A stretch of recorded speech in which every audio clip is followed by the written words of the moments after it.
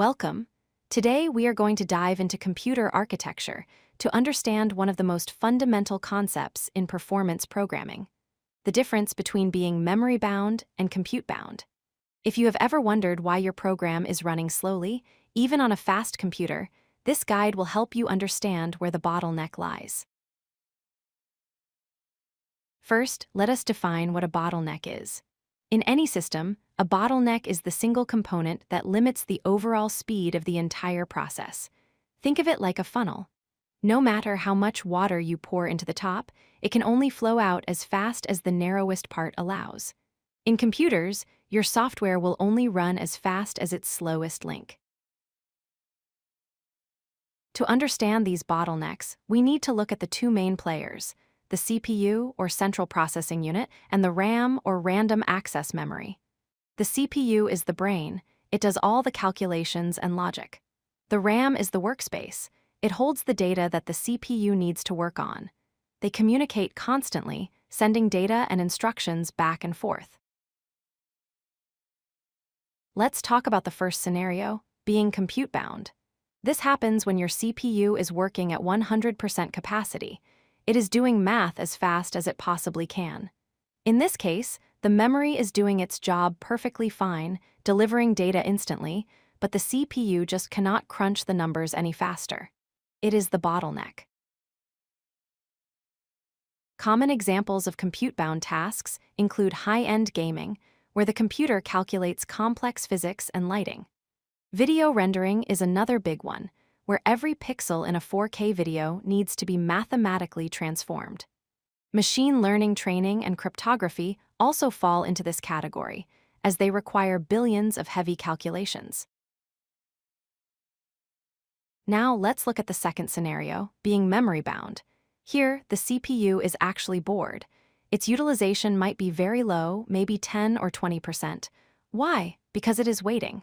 It has finished processing the data it had, and now it is sitting idle, waiting for the RAM to send more. The memory speed is the bottleneck here, not the processor speed.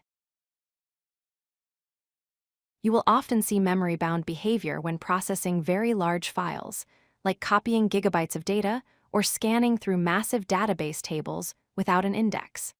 High-resolution image editing can also be memory-bound because you are moving huge amounts of pixel data around, even if the math you are doing on each pixel is quite simple. Here is a simple way to visualize it. Imagine a kitchen.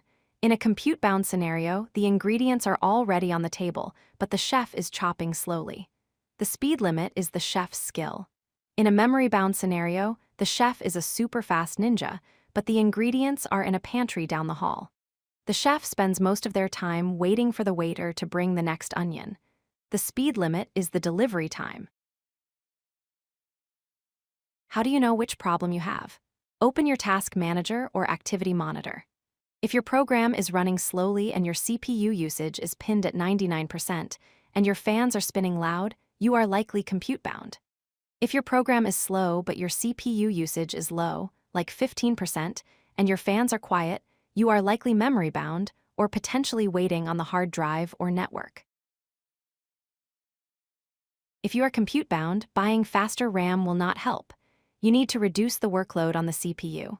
You can do this by using better algorithms, essentially working smarter, not harder.